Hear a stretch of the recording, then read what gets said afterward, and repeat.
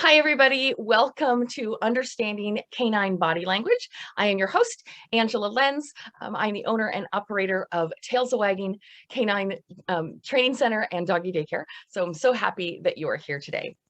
So let's get started. This is one of my most favorite things to do.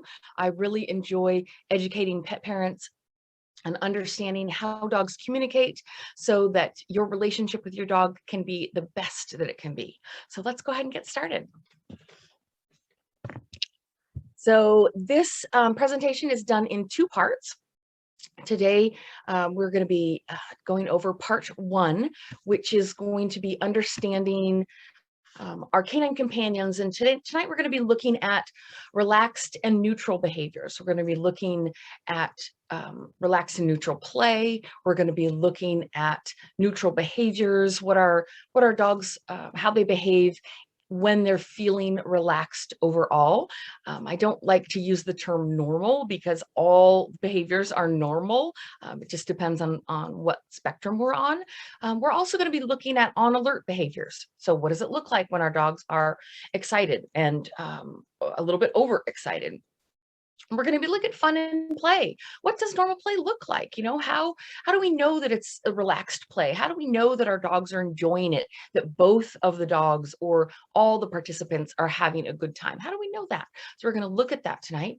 We're also going to look at something called overstimulation. Overstimulation is a brain process that's happening inside the dog's mind, but it's physically showing up on the body. So we're going to look at that. We're going to talk about that tonight.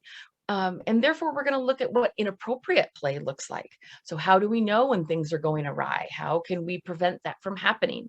And then we're going to have a plan, right? We're going to be able to have all of this knowledge. We're going to be able to know what to do about it and have a plan of action to be able to help your dog. So let's talk about how do our dogs communicate? How do our dogs communicate with each other? And how do they communicate with us? Well, it's important to understand that the way that dogs communicate is similar to the way you and I communicate. We often will, our number one form of communication is with our words, right? We're going to put different words together and those words mean different things based on how we spell them or based on other words that we pair them with. And that's similar for dogs too, in the fact that different movements mean different things, or different movements are associated with different words. And just like our words, they can have different meanings depending on how they're spelled or how other words they're paired with. So what I mean by that is that one particular body movement doesn't just have one meaning, right? It depends on other movements that they're paired with. So we're always going to look at the full dog, the full sentence, essentially. So we're going to look at the tip of the nose to the tip of the tail to be able to understand everything that the dog is trying to communicate, meaning that a wagging tail just doesn't mean just that they're happy, or a growl doesn't just mean that they're fearful. We want to make sure that we can see the entire dog to get the entire story. The reason why that's so important is because of intent. Intent is really important with dogs, right? Us as people, we play a lot of games, and that just doesn't happen with dogs. What they intended to do is exactly what they did is exactly what they intended to do. And so it's important to understand that moving forward, they don't play those silly kind of games like we do. So knowing that, it can be really helpful to understand the intention of a dog, so that we're not confusing that with, oh gosh, I think they meant this, or I think they meant that. What you see is exactly what you get. So let's move forward and let's understand tonight, and so that you can help understand your canine companion. So when we talk about the points that we're going to be looking at the dogs that we're going to be seeing tonight, we're going to look at the head, primarily the mouth. Is it open? Is it closed? Are the lips pursed up on the ends? Can you see the teeth? Can you see the tongue? Is the tongue past the teeth? We're going to be looking at that. We're going to look at the ears. Are they forward? Are they back? Are they flat to the head? We're going to look at the eyes. Are they open? Are they closed? Are they blinking? We're going to look at the brow. Is the brow flat, or is it furrowed? Has it got lots of wrinkles going on? We're going to look at the back and the spine, primarily looking at overall distribution of weight. A good way to understand the distribution of weight is if you walked up to a dog in the stance that they're that they're in, if you just pushed on them, would they tend to fall over? Meaning, is all their weight in the front or is all their weight in the back? That can help give you an idea when the body is in a relaxed and neutral position where the weight is evenly distributed. When the body is neutral, the mind is neutral. So that's a good way for us to look at that. We're going to look at the tail. We're going to look at placement, movement, and structure. Anybody that knows me know that I can probably talk a whole hour just on tail position because if it moves to the right or the left, if it moves in a circle, if it moves rapidly, all of that matters. But tonight we're just going to really get into placement, movement, and structure. I want you to think about the tail like your arms. When your arms are just kind of hanging to the side, nice and relaxed, versus when you have your arms crossed and they're folded in front of your body and you're tucking them under, or versus you've got your arms up over your head because you're super excited. All of those play into the same role with a dog's tail. If a dog's tail is relaxed and just hanging, or if it's tight and tucked underneath their body, or if it's straight up right over their back, all of those mean different things. So we're going to talk about that tonight. We're going to talk about the legs. Primarily, we're going to be focused on the front, whether or not they're stiff or whether they are bent. So we're going to put all of those things together and look at our dogs and try and understand the whole sentence. So let's take a look at what a relaxed and neutral dog looks like. So on your screen, you see a black Labrador. We all look at that black Labrador and we say, well, gosh, that's a nice dog. Why? Why do we know that that's a nice dog? Why do we look at that and say, that seems like a friendly dog? Why? Here's why. So remember, we're going to look at the tip of the nose to the tip of the tail. So starting at the nose, I want you to notice that his nostrils are open. Right? They're not squeezing tight closed and they're not flaring. They're nice and relaxed. Notice his mouth is open. You can see his tongue, but his tongue is just past his teeth. It's not going further beyond his lips, and it's not inside the mouth, inside on the inside of his teeth. You can see his open mouth and exposed tongue.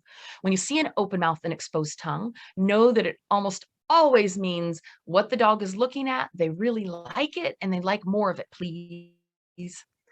So we can see that open mouth and with exposed tongue. Now look at his eyes. His eyes are open. They're the same size as each other. He's not squinting. Notice his brow is nice and flat. It's not furrowed. It's nice and relaxed. His ears are relaxed. Notice that his back is relatively flat. The weight is evenly distributed between his front and his back. If you were to walk right over to him and push on him, he's not going to stumble. He's not going to fall over. He's going to be able to stabilize himself with something called opposition reflex, which we'll talk a little bit more about tonight. But notice his tail. Where's that tail? It's in that nice relaxed position. We call that T3, where it's just hanging out, just like you would be with your arms, just hanging out. So we're going to be paying attention to that so that we can see this relaxed and neutral position, because we're going to come back to that a lot. So let's take a look at some relaxed and neutral play behaviors. So we're going to see dogs in movement with those relaxed and neutral play. Again, we're going to watch this video and then we're going to talk about it and watch it again. Oops, I went too far.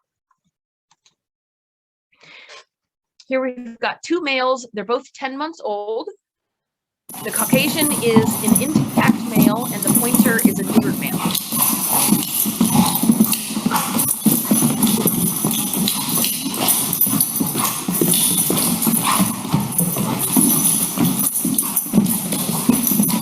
So first, we're just going to watch. Notice where their mouth is. Notice where their tail is. Notice their distribution of weight.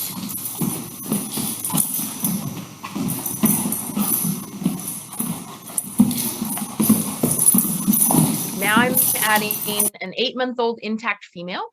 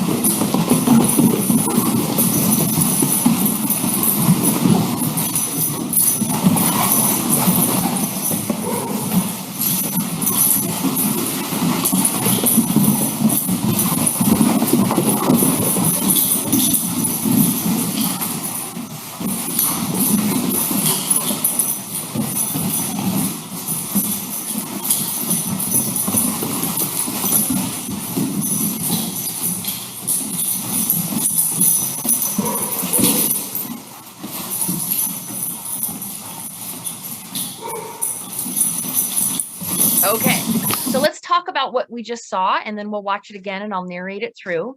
So when we first had the first thing I want you to notice is, did you notice how quiet it was? Right? We've got 3 young adolescent dogs, but there wasn't a lot of vocalization. The reason that there wasn't a lot of vocalization had to do primarily with the fact that they were so well matched for each other. I want you to notice when we rewatch it again how they were all mirroring each other's behavior. So notice that the 2 male dogs to start, their mouths were both open. You could see their tongues, but their tongues weren't hanging past their lips. In the bigger dog, you could see that towards the end, his tongue started to get further out because you could see that he was physically slowing down. You could see that he was starting to tire. But in the beginning, you can see that their mouths are in about the same position. You can see that they were mirroring or mimicking each other's behavior a lot. Notice how much they bent their front legs. Notice that their tails were in about the same position. And they were doing a lot of wrestling with each other. They both enjoyed that game and they were playing it beautifully with each other.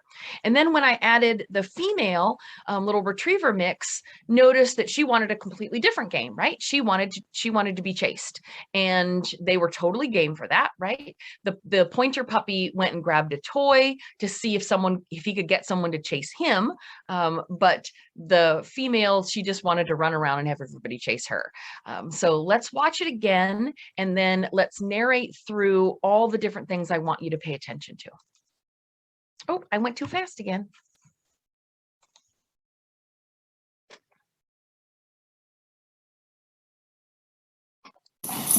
Okay, so we can see, notice how animated they are in their movements, right? Lots of bouncing around, lots of pausing in their movements. There was a play bow there. Remember, our play bows are when our dogs they're asking for a moment just to catch their mind for a second. There was another play bow. Notice that they are mirroring each other, bouncing around. The bigger dog several times is kind of pausing his play, asking for a break. The pointer isn't listening too much to his breaks, but they're still having a pretty good time. You can see that their tails are in the same position, their backs are in the same position. Here comes that female, and she just wants to run. She just wants everybody to chase her. And so he grabs that toy, and so she's like, nope, somebody chase me, let's go. And everybody tries, right? Everybody tries to keep up with her, but she's pretty spry. But you can still see that everybody's tails are in about the same position. Even though the pointer is holding a toy, you can still see that his mouth is open, their tongues are exposed, still very animated in their movements, they're mirroring each other.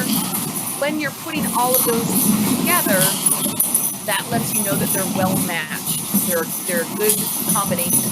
Notice there, this little retriever mix, she shook her whole body. We'll talk about what a shake-off means in just a few minutes.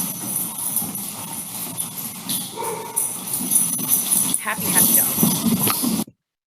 All right, so let's look at something called role reversal. We're going to look at it with paired play. When we talk about dogs playing with each other, it's really common for dogs to pair up.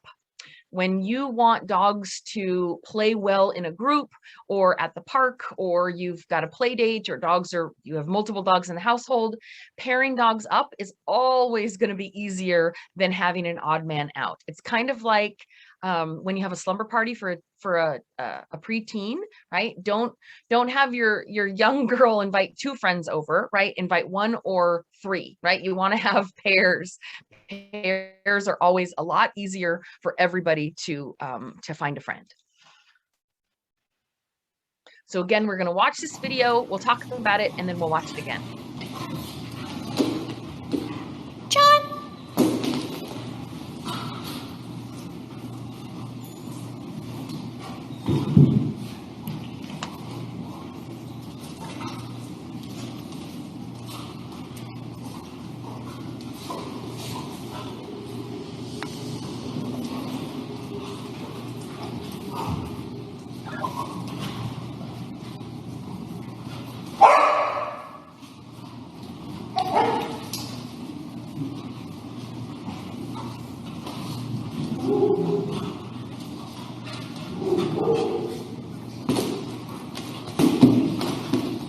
Good boy, Bruce.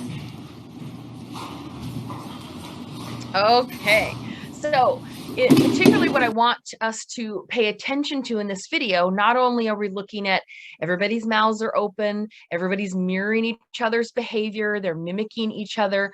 I want us to look for something in particular called role reversal. Role reversal is when one puppy or a younger dog will voluntarily flop themselves over and the other dog will follow suit, right? When one puppy meets another puppy, they don't know who they are, right? Puppies don't have a personality just yet. When they're super young, they don't know if they're a leader or a follower or a cheerleader. They need to be able to try on different hats or different personalities in order for them to really find out who they are. And that happens best when puppies are matched or paired with other puppies that are in the same developmental stage that they're in. It's not that I don't want your puppies playing with adult dogs. Of course, our puppies can learn a lot from adult dogs, but they can learn a lot more about who they are by playing with something in the same developmental stage that they're in. Because when one puppy says to another puppy, hey, I don't know who I am, and the other puppy says, cool, I don't know who I am either. Great, let's figure it out together. Only then can they try that role reversal and they can try on different hats. Now, the role reversal is not only mental, but it's physical. You'll notice that the puppies will flop themselves over. You'll notice that they start to lower their shoulder. And besides also being fairly quiet, right? All these puppies are paired up very nicely with each other. Look for the body language, but I also want you to look for that role reversal.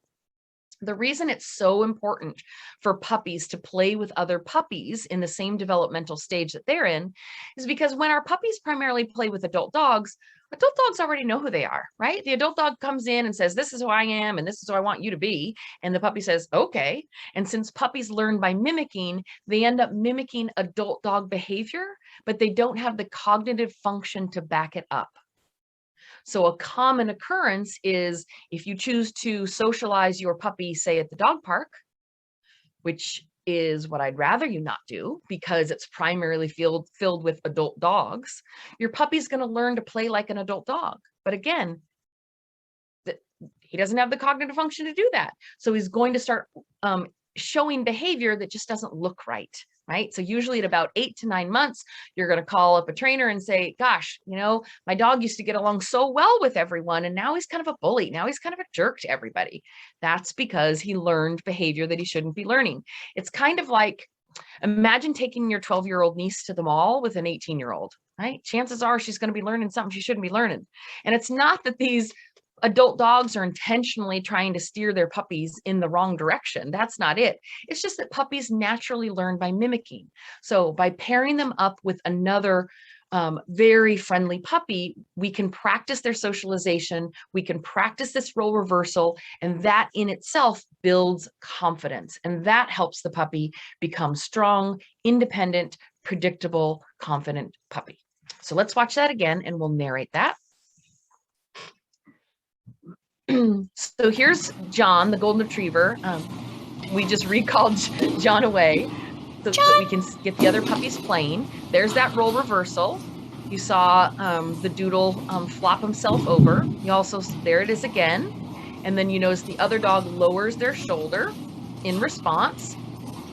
The other dog should mimic the behavior. I don't necessarily expect that it's exactly mirrored exactly right, but I do want a little bit of mimicking.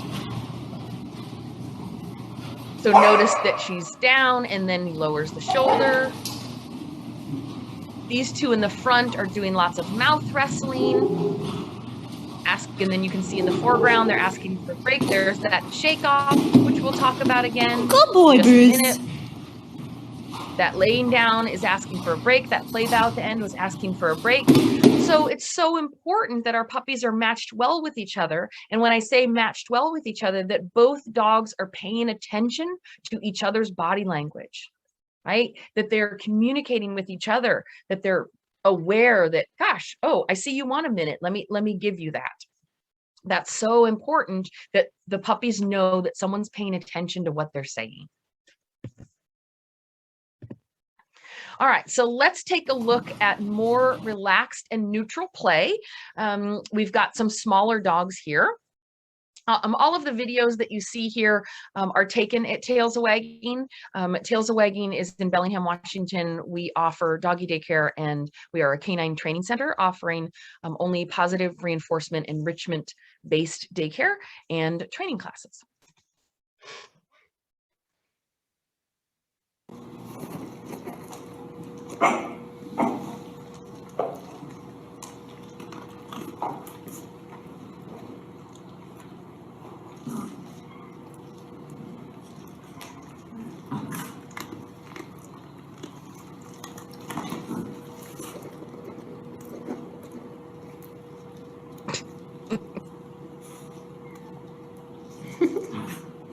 Nice chapter. Okay, so cute, right? Okay, so that little Chihuahua, that was actually a Humane Society puppy. That's her name now is Toff, but she was a little Humane Society puppy. And then the black and white dog was also a Humane Society puppy. His name is Kemp. And so those little guys in this video, Toff, the little long-haired Chihuahua, is about 5.5 months old. And then the little black and white dog, who is a Chihuahua Pit Bull cross, yes, he is, in this video, he's about 8 months old. And so what you're noticing here is that they are playing with each other. There's, I'm sorry, he's not eight months old. He's 18 months old. I apologize. He's a little bit older. So but what you'll notice is the thing I want you to pay particular attention to is notice her butt bump. Notice that she swings her butt around and she bops him with her butt. That is a sign of affection. That is as close to a Valentine card as you're going to get. That is absolutely a sign of love, of endearment, and both of them are interacting well with each other. The older one, the adult dog there, the black and white pup, you can see that he's not as relaxed as she is. You'll notice that she jumps up a little bit and she rears her paws. She's very relaxed in her movements. She's very animated in her movements. She's bouncing all around.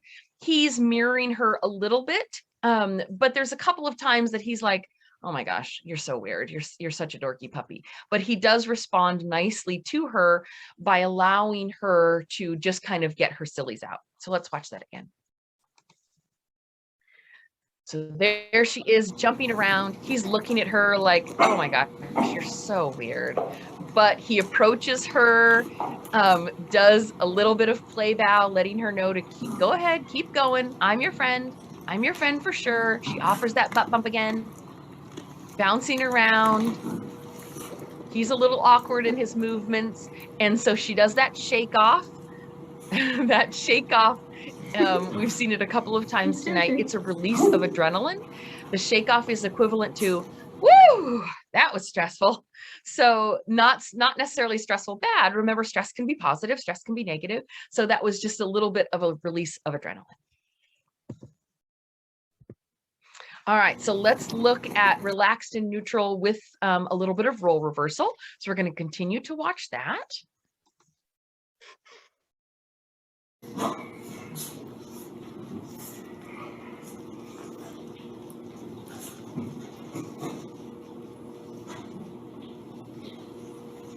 Nora, Nora here. Good girl.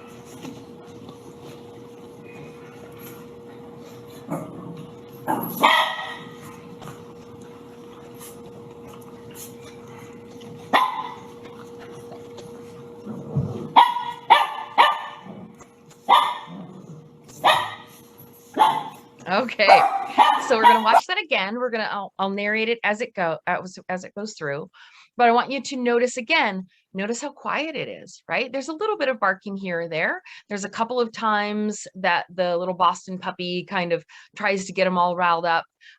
You'll notice the French Bulldog kind of walks in and around there. Another adoptee from a local shelter. If anybody ever tells you that you can't get a purebred dog from the shelter, do not believe them. About 30% of all dogs that go through a local humane society are purebred dogs. So don't ever let anybody tell you that if that's what you're looking for, if you want something in particular. In this video, we can see the Doodle, the super fluff ball, and the Chihuahua mix, the black dog. They're similar to age. They're both just under a year when this video was taken. And you'll notice that you might be thinking that it looks like that the black dog is pushing the white dog over. That's not happening at all. It absolutely is the white dog voluntarily flopping themselves over, and then the black dog kind of moving in that same direction. The reason why that's so important to understand truly what role reversal is because of a debunked theory called alpha theory. So if you haven't heard of alpha theory before, that's good if you haven't heard of it, because as a reward-based trainer, we are trying to eradicate it from the earth. But anybody that's been around I've been a dog trainer for 29 years, certainly you will have heard about alpha theory. Alpha theory is the concept in the early 40s. A group of scientists were observing wolves, and what they thought they were seeing was adult wolves were physically reprimanding and rolling the younger puppies over, flipping them on their backs, telling them that they were the boss of them. And here we are, 2021. This theory was debunked, I don't know, gosh, at least 15 years ago. But really within the last 9 to 12 years have reward-based trainers really gotten the studies to be able to prove that it's been debunked.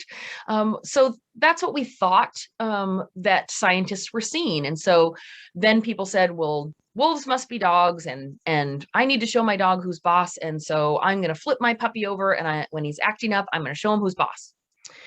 That will backfire on you 100% of the time. The reason is because, number one, that's not what we were seeing. What we now know, we were seeing role reversal. It was actually the puppy voluntarily flopping over. Two, for one dog to forcefully push another dog over, that's not a normal behavior. Not at all. And so if that happens, that tells me that there's an overstimulation process happening. There's rude behavior happening. That is not a normal, natural behavior. And so you as a person to go up to your puppy and flip them over and show them who's boss, all that does is tell them that you are something not to be trusted. You are something to be feared, and that you're super, super weird. And you cannot, you're not on the same communication level as them.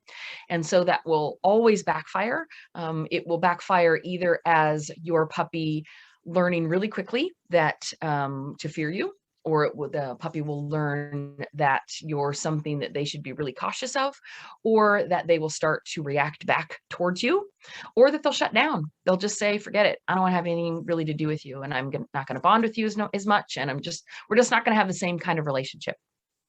So it's not to say that all dogs have horrible, horrible outcomes, but the majority of them do. And so we really don't want you doing it. We want your relationship with your dog based on love and trust and respect for each other, for what each other brings to the table, which are two sentient beings that have the right to choice and have the right to say no and have the right to say yes.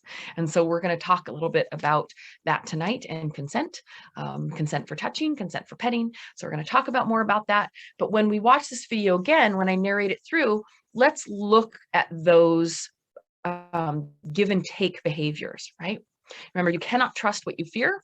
That's in your friends and your family and dog to dog. So they need to be able to trust each other in order to really understand what each other is trying to communicate. The other behavior that I want you to look for here is listen closely for a sound. It's not panting, but I'll tell you at the end of the video what it is. There's that Frenchie. Super cute. So notice again how quiet the group is. When dogs are paired well with each other, they tend to be relatively quiet. That's not to say that dogs don't play bark. Of course they do. But we're always wanting to match dogs up well with each other. So here again, it could look like the black dog is pushing the other dog over. But notice that anytime the white dog wants to get up, she absolutely can. No one is forcing her to stay down. She can jump up as soon as she wants to. Notice how animated they are in their movements. There's that Boston that's trying to get in little sheriff time in there, trying to Boston their way into everything. And so they're mimicking each other's behavior, lots of mouth wrestling. It's normal for dogs to chew each other on their face and their neck. That's always normal. There's that lowering of the shoulder. And then you'll notice there's a little bit of sneezing. We'll talk about what sneezing means as well. Then she can, there it is. That's what we're looking for. So notice how Timu, the little black dog, voluntarily rolled himself over. That's a very mutual, respectful play behavior between the two of them, right? It's not just about me being on top of you. In order for them to play well with each other, they have to be able to share that responsibility. They have to be able to try on those different hats. Otherwise, they're kind of a one-hit wonder, and they're not going to have as much fun if they don't learn how to play well with different breeds of dog. That's also the reason why when you get a bunch of Chihuahuas together, they're going to be more Chihuahua-esque, right? They're going to be barkier. They're going to be jumpier. When you get Australian Shepherds together, they're going to herd each other more. They're going to do more herding drive behaviors. So when our dogs play with someone that's just like them, they learn how to play just like them. And so it's important that our dogs play with a variety of puppies so that they understand that, yeah, Chihuahuas don't play like pit bulls, and pit bulls don't play like doodles, and doodles don't play like retrievers. And all of that is okay, but they need to be able to adapt their play style to who they're playing with.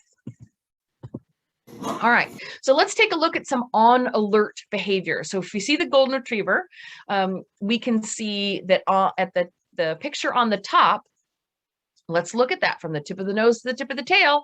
So we notice that his nose is nice and relaxed. His mouth is open, but what's happening with his tongue? I can see his tongue, but it's definitely past his teeth. So we know that, remember, an open mouth and exposed tongue, he's enjoying what he's looking at, but the further that the tongue comes out of the mouth, the more overstimulated, the more excited the dog is. And so, or at least overstimulated. Sometimes it can get so far past the mouth that it actually becomes a stress factor, but we'll look at that later as well. But in this case, you can start to see on the corner of his mouth, notice how it's starting to purse a little bit. You can see that it's starting to curl up a little bit. So his smile, his open mouth, isn't just an open mouth. It's really starting to become that kind of Joker smile, right? His eyes are open, but then look what's happening here. He's starting to furrow his brow just a little bit. You can see that coming together. And then notice his ears. His ears are forward. Notice his weight is fairly evenly distributed. His tail is still in that T3 position.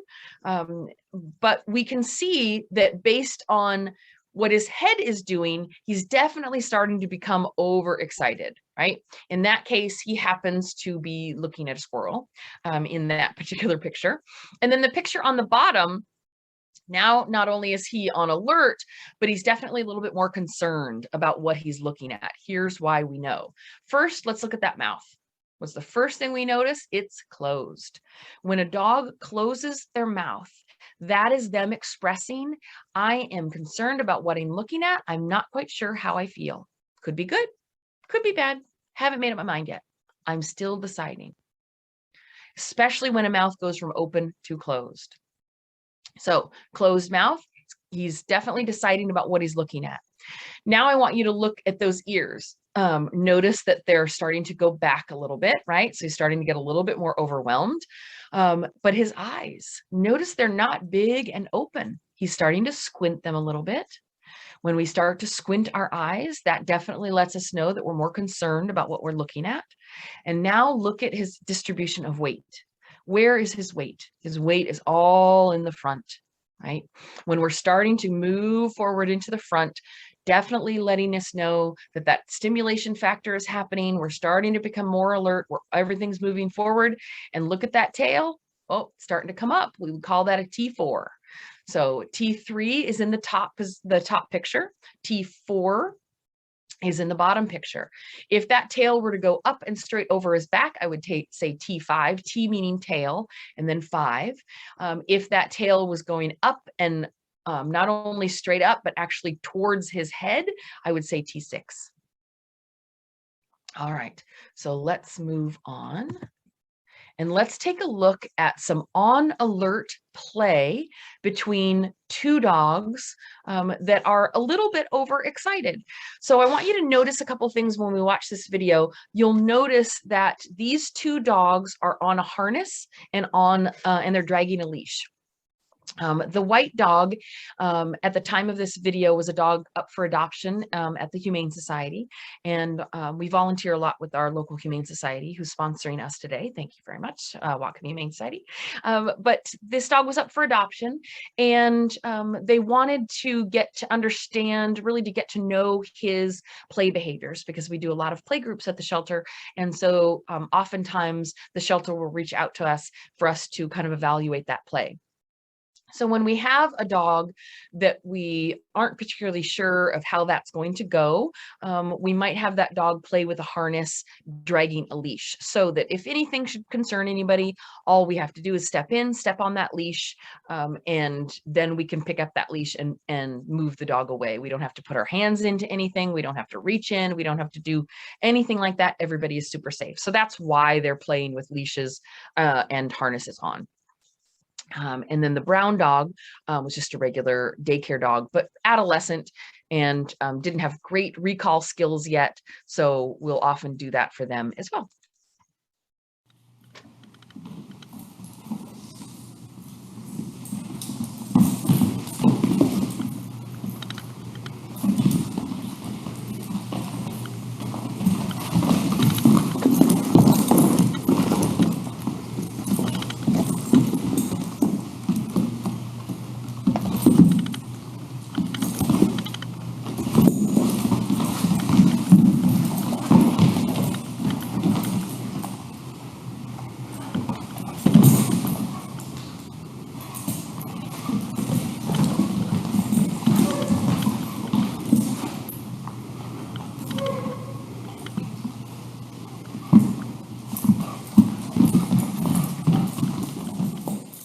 Okay, so we're going to watch that again and we're going to narrate that through that video. So here's a couple of things that I want you to pay attention to. Both of the dogs are quite playful. They have a tendency to get a little overstimulated.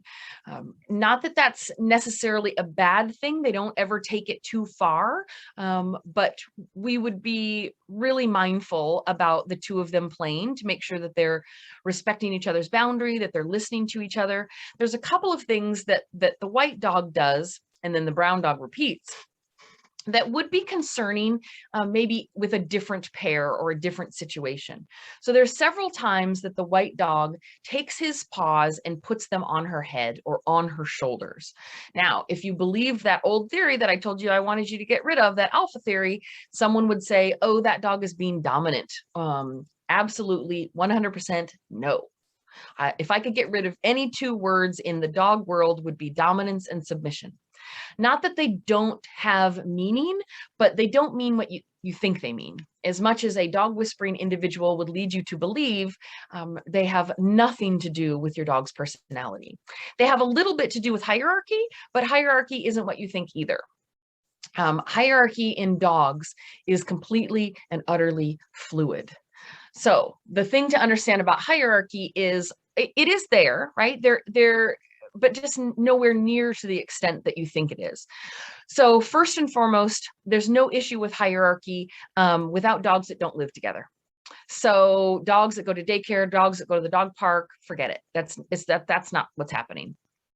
Second, can't really have a hierarchy issue until both dogs are sexually mature. Both of these dogs in this particular video were about 6.5, 7 months old. So nobody's sexually mature yet, not worried about that. The other issue is that when we start to talk about dominance and submission, a lot of times people make a reference to it being a dog's personality. Oh, that dog is dominant. No, dominance and hierarchy, that kind of stuff, it really just means it's in reference to resources. So it's who controls the stuff. But you also cannot have interspecies hierarchy. So there's no such thing as a dog being having a hierarchy issue with a person, right? There's no such thing. Dogs can't have a hierarchy issue with people. Rabbits can't have a hierarchy issue with cats, right? There's no such thing as interspecies hierarchy. So just get rid of all of that, throw it aside. And if you must make reference to it, it's in reference to group dynamics of dogs that live together and as it pertains to resources, never about personality. So we wouldn't say that this dog is dominant. I would say he's a little rude, for sure. Jumping on your friends and bopping them on the head. Yeah, that's a little rude. But by no means is it dominant. If you were, let's even say that we were going to use that term in describing that behavior. I don't want you to, but let's just say we were. That wouldn't be a high-ranking dog, a high-ranking canine at all. Wouldn't be the one that kind of puts his feet in there and kind of gets in there and scraps around. That would be your middle to low-ranking adolescent goofball, which is exactly what this guy is. But his behavior is a little bit rude, has nothing to do with hierarchy. So that being said, I do want you to notice the fur on his back. Notice that the fur on his back, we call it hackles. Hackles is just that ridge of fur on a dog's back. Notice that his goes up a couple of times. That's a sign of overstimulation. It's not necessarily good or bad. It just means that, gosh, I'm starting to get a little over aroused, not necessarily a sexual arousal, but I'm getting a little overexcited. And anytime a dog is in an overstimulated state, we always risk that they can't make a good decision, just like you or I, right? Imagine a time in your life when you put your hands up in the air and you say, I'm done. Can't possibly have one more thing on my plate. And then someone says, oh, hey, will you help me with this algebra question? Forget it. You're going to screw it up. You're going to make a mistake because your brain is in that overstimulated state. Same kind of thing for dogs. So when our dogs are overstimulated, whether that's fear, arousal, or stress, it's important that we help bring them down from that and not just teach them to endure it, because you can't make a good decision in that state of mind. So in this situation between these two dogs, the other dog, the brown dog, sees that loud and clear, and notice that she offers lots of moments of pause. She stops her movements. She'll turn her head to the side. She'll offer a calming signal. She'll play bow. She'll do things to take a minute. She'll take a breath. She'll take a break. That's the sign of a very social dog. It's able to read those cues and say, gosh, I see you're getting a little overexcited. Let's bring it down a notch. So let's watch that together. So again, tails are in about the same position. She doesn't like that touching on the back, so she moves quickly away, basically letting him know, I'll play with you, but I don't like that. I don't really like it when you do that. So she moves away from him quickly. She still wants to interact with him, but she doesn't really like that play. So she several times pauses her movements, asks for a break. He responds, and then he kind of goes bonkers again. So there's her pause again, and then she puts her paws up, and maybe you need a minute. I'm going to be a little bit rude to you. So you can see that they're mirroring each other back and forth. He says again, let's take a break right there. And he's like, let's just keep playing. So these two dogs, I would still say that they're fairly well matched, because the white dog, has a tendency to get a little bit more overstimulated, but she was really good at kind of controlling that. So imagine if you had 5 or 6 dogs at the dog park that were all like that white dog, things would go awry, right? Somebody's going to push somebody too hard. Somebody's not going to be respectful of somebody's boundaries. So it's really important that we are looking at our dog's signals and looking at our dog's body language to say, gosh, I can see you're getting a little overexcited. Let me remove you from that situation so I can help you. All right, let's look a little bit at some more fun and some more play signals. You'll notice in a lot of these videos, a lot of the dogs offered a play bow. We can see the Labrador offering a play bow here. Play bows can be, we call it a play bow, but there's lots of different reasons for it, not just asking to play. Sometimes it's asking to play. Sometimes it's asking for pause. There's also another really fun reason that we will talk about.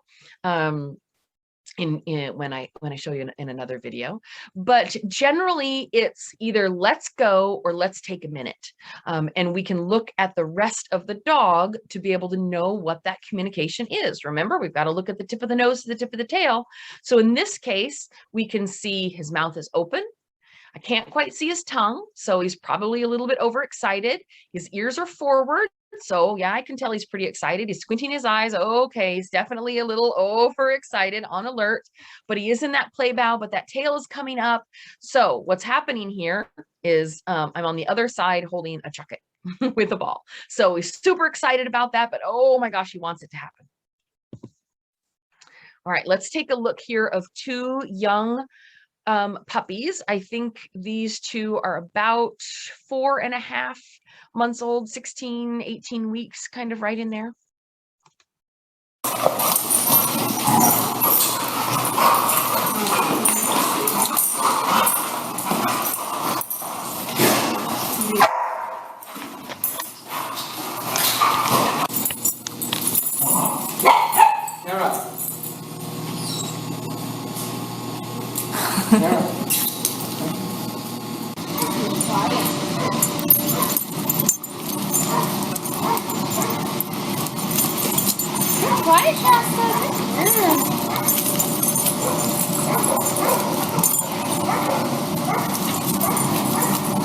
Okay, so the reason I like to play those videos is because I like you to see that all of the behaviors that we saw before, you're seeing again. It's just that the dogs are paired a little bit differently, especially in that last video. You can see that English Staffordshire Terrier is considerably smaller than the Belgian Shepherd. And so the play behaviors are the same, but she has to jump up to mouth wrestle with him, right? And he has to lift his paws and put it over onto her. So the size isn't matched really well, even though the behavior is pretty normal for considerable active play.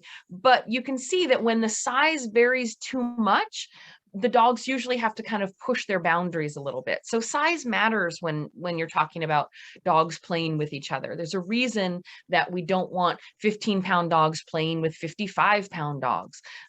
Not only are the toys smaller and the beds are smaller and all of that, but it is important that one of them is going to have to compensate for the other.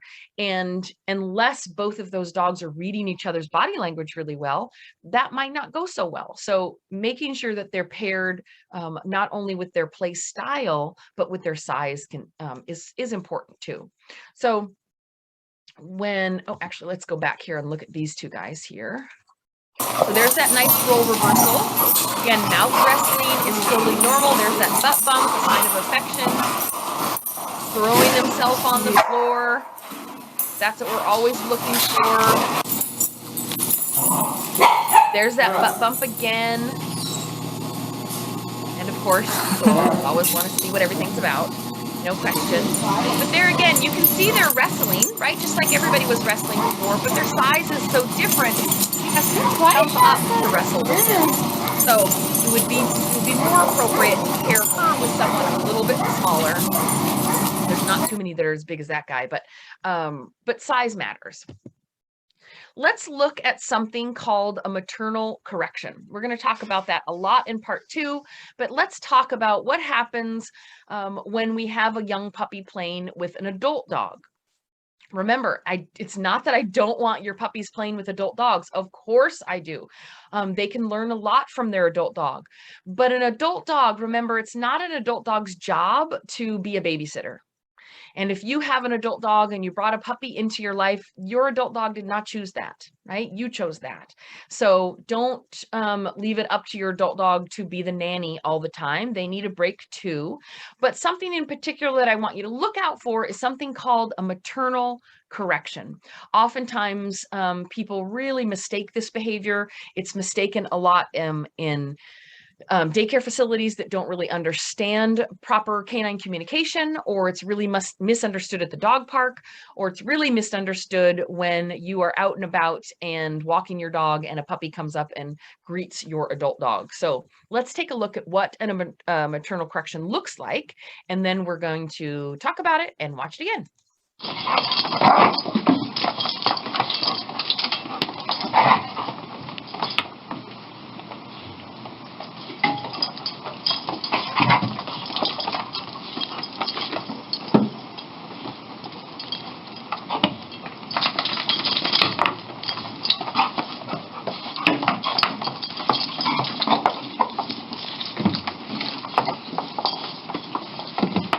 Okay, so in this video, the pit bull puppy is about 6 months, 5.5, 6 months old.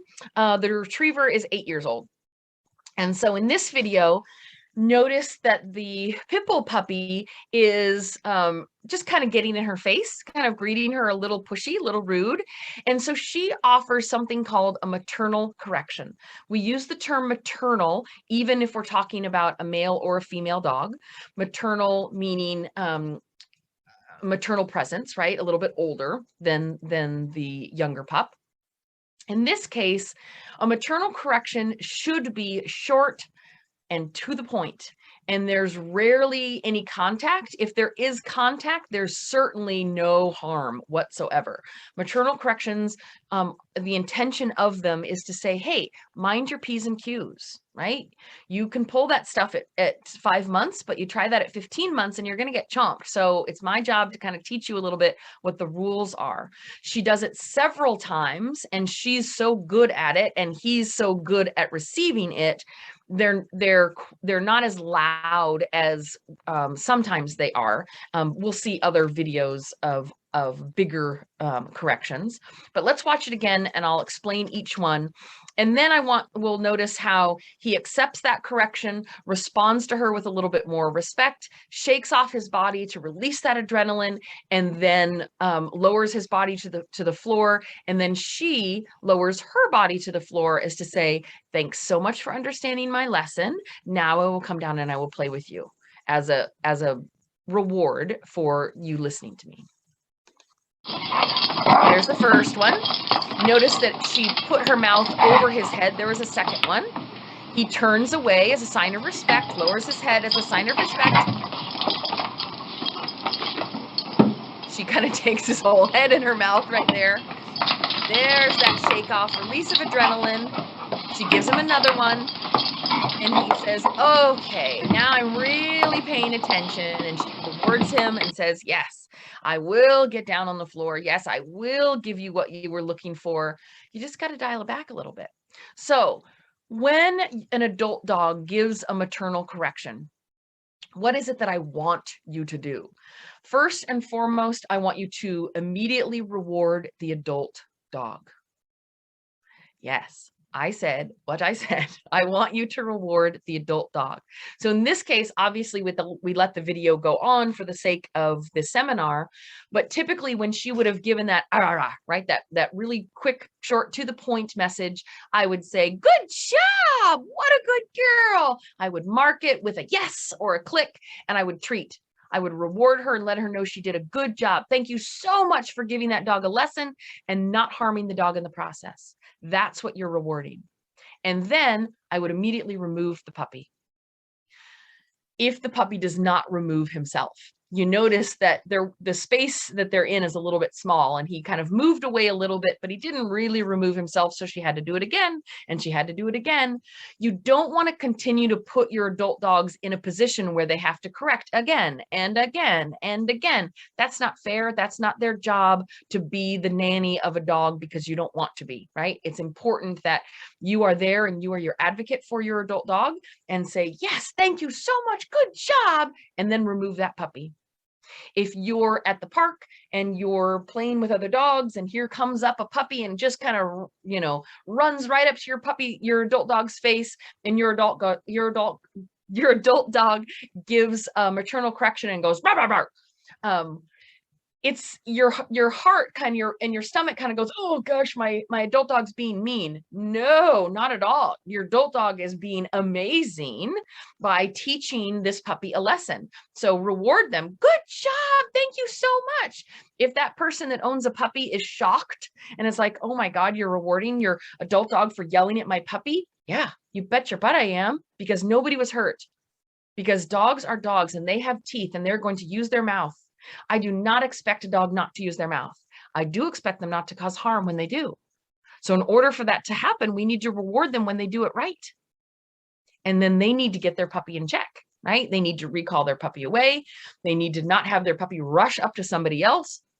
Their puppy needs to learn boundaries. Puppies are inherently rude, right? They are always pushing boundaries. They are always pushing things as far as they possibly can. So it's our job to teach those puppies, hey, gosh, you know what? You can't just rush up to everybody. You can't just fly up into everybody's face. Remember, socialization, we hear that word all the time, right? You got to socialize your puppy. You got to socialize your puppy. Well, what the heck does that mean?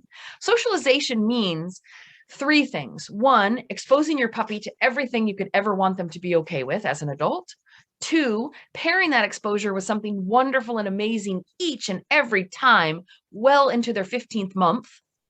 So 1 6-week class when they're 10 weeks old isn't going to cut it. So it's not just watching the neighbor mow the lawn across the street. It's watching the neighbor mow the lawn across the street while you're eating cheese. Right? So pairing that exposure with something wonderful and amazing each and every time. And then the third component is doing number one and doing number two while you're calm and relaxed. So that means watching the neighbor mow the lawn across the street while you're eating cheese from a distance where you're calm and relaxed. That might be 10 feet. That might be 110 feet. That depends on your dog. That's what you need to reward so that you can eventually reduce that distance so that they can greet someone appropriately. But allowing your puppy to rush up to someone just because you want them to like everyone, there is a difference between being social and being friendly. And it's important for you as a dog owner to know the difference. All right, remember we were going to talk about the sneeze and the shake off. Let's look at that again. Oh, and the bow, it had a different meaning. Oh, sorry about that. I just keep going too fast.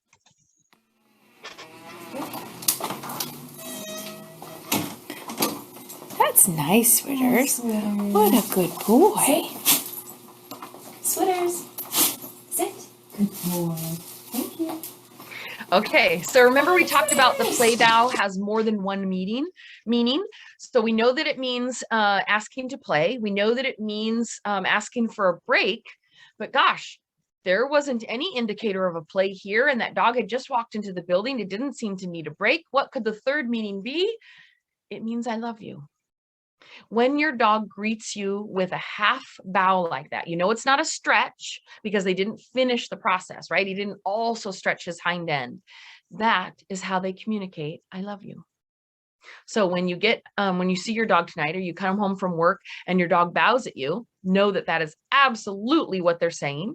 And one way that you can communicate that back is to actually take your front half of your body and stretch it out and bow right back at them. Let them know that you love them too. And you'll notice that sneeze. A sneeze in this indicator it indicates an inhibited bark, meaning, oh my gosh, I want to show you how excited I am, but I know I really can't do that, so I sneeze. So that's a normal process as well. The other thing that I wanted you to pay attention to in several of these videos, we'll hear it a little bit more, but that sound, that is how dogs laugh. So when you hear that sound, you know it's not panting because the tongue is not further past the lips. So we know it's not panting. That's how dogs giggle. That's how they laugh. Let's watch that I love you one more time. Sweeters loves us very much. We can't That's wait nice, to tell us Sweeters. how much he loves What a us. good boy. And that sit kind of overwhelmed him a little bit. Good boy. You notice that he licked his lips to kind of say, oh gosh, that was a little bit overwhelming. We're going to just pause for just a second, just in case there's some questions. So Anna, who is the outreach coordinator here for the Whatcom Humane Society, has your questions. Anna, do you have any questions for me? So there were a couple about tails. Yes. So how do you monitor tail position when a dog has a very short, like the first video with the pointer, or Yes. completely docked tail? Yes. What a great question. So we can still look at that tail when there's something, when there's at least a nubbin of a tail. We want to look at the base of the tail. So where the tail connects to the hind end. If you're really mindful and you're really paying attention, you can often look there to kind of see the structure. Certainly big, huge tails offer big, huge words, right? You can see a lot more. So it's important to understand that if a dog doesn't have a tail, right, that tail, they weren't born with the tail, that tail was removed for whatever reason, it was docked. If they don't have that available to them, they will compensate in another way. The reason that we know that to be true is because of dark colored dogs. So dark colored dogs, like black dogs, really dark brown dogs, will offer more physical signals than they will facial signals, meaning that they might not squint as much, they might not furrow their brow as much, but they might use over-exaggerated mouth openings or move their ears differently. Now that's not because they're looking in the mirror and they are testing what works and what doesn't. It's just by trying, right? Things don't show up as well on a black dog. Those kinds of wrinkling in the skin that might show up on a dog of a different color, of a lighter color. And so therefore they're going to use different signals. They'll get a better response with that signal and they'll tend to use that signal more. So it's the same thing with tails. If they don't have a tail to use, they're going to compensate that with something else. Remember, it's reinforcement that drives behavior. Someone said to me the other day, well, my neighbor dog wants to come over and play with my dog, and I really like their dog, but their dog is really barky and my dog is not really barky. And I don't want my dog to play with their dog because I don't want my dog to pick up a bad habit. That won't happen. I'm really not concerned about that in lease unless that habit gets reinforced. Right? Reinforcement drives behavior. So certainly if that dog was barking and your dog barks and then that bark gets reinforced, right? For whatever reason, the other dog got a response to it, or you treated them, or you responded, or certainly that would reinforce that behavior, but not just the act of being in the presence of someone else that does that behavior. It won't get reinforced just on its own, just being in its presence. So the same kind of thing happens with those body movements. So our dogs figure out really quickly what works and what doesn't work. And if it doesn't work, they're not going to bother doing that anymore because they don't really get the benefit from it.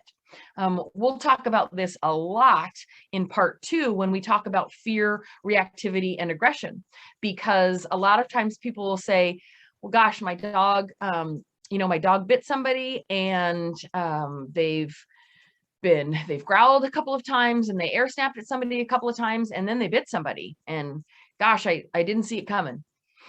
When in fact, the dog was giving lots of signals letting you know how uncomfortable they were. but you weren't paying attention to those signals.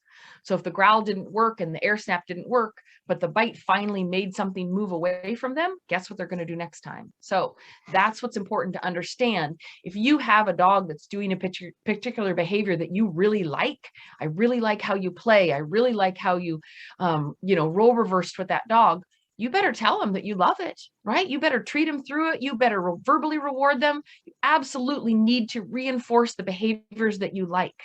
Whatever you feed will grow, right? Figuratively and literally. So if I feed into a dog that is barking and jumping up, and I'm constantly saying, no bark, stop doing that, get down. If I'm giving attention to the absolute behavior that I didn't want, guess what I'm going to get more of?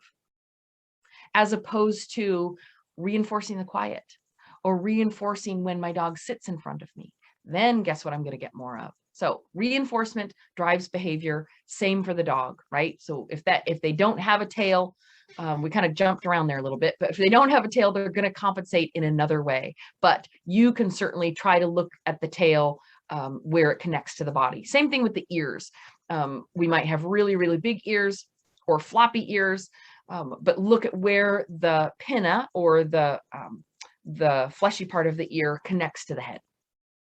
Any other questions, Anna? Yeah. How do you know when to separate dogs that are playing together? Oh, great question. So one of the ways that you can tell, is it time for a break, is number one, are they asking for breaks with each other? And is that information being received?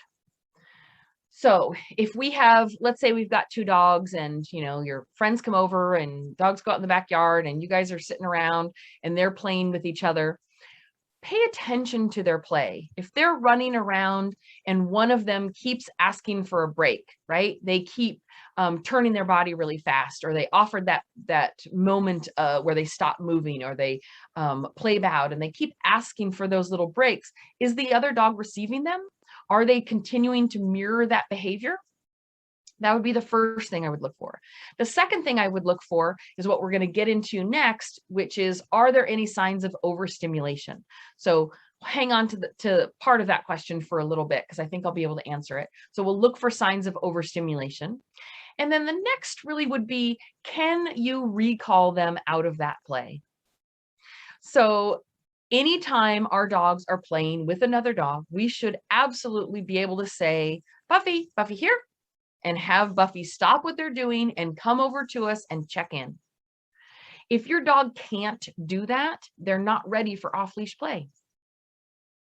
They're not ready for the park. They're not ready to be playing without a harness and a leash on, so that you can actively reward them for doing what you like them to do. You need to teach them what it is you want if you don't currently have it. They're not just going to come up with it on their own. So, so those are the things that you're going to look for. If you're still not sure, if you're looking at two dogs playing with each other and you're like, oh gosh, I don't know. I watched that seminar and they look like they're mirroring each other. They look like everything's going really well. I'm not really seeing any signs of overstimulation, but I'm just not sure. Walk up to the two dogs or the group of dogs, whichever dog is on the top. Walk gently behind that dog. Take your hands, put them just on their underside their belly, just in front of their thighs, and then take 4 steps back. What you're going to do is you're just going to move that dog gently back. You're not grabbing a collar. You're not yanking on a leash. You're not physically moving the front half of their body, but you're putting your hands on the hind end, just below their belly, and you're moving them backwards about 4 or 5 steps. By doing that, you're going to release the other dog, right? You're going to disconnect them from their play.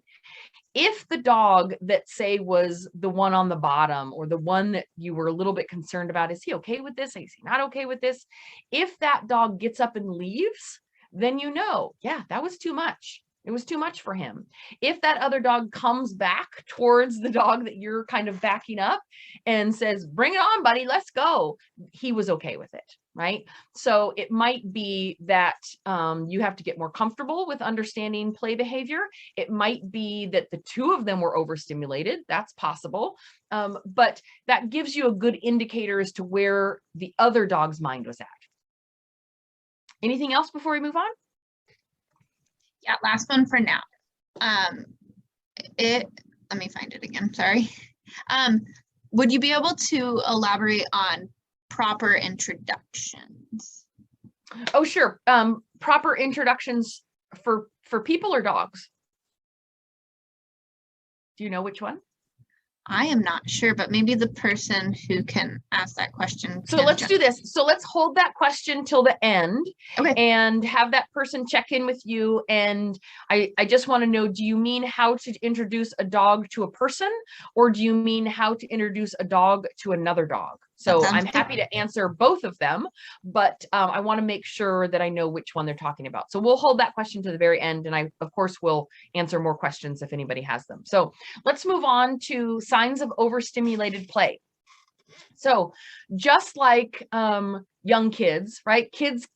Dogs can get a little wacky with their play. If they're not mindful about what the other one's doing, if they're not really social, if they don't have good ability to read someone else's body language, right? You get little boys playing out on a playground, somebody's bound to pick up a stick and whack somebody over the head with it, right? So that's the same kind of thing with dogs.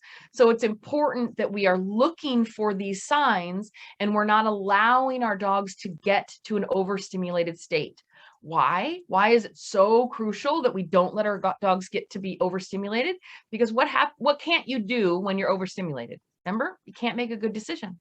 So if that dog was put in a situation where another dog is asking them a question, or that other dog is expressing an emotion, or that dog is sharing a particular movement that they really need to be aware of, guess what they're not going to be able to do? They're not going to be able to make a good decision and be able to handle that situation properly.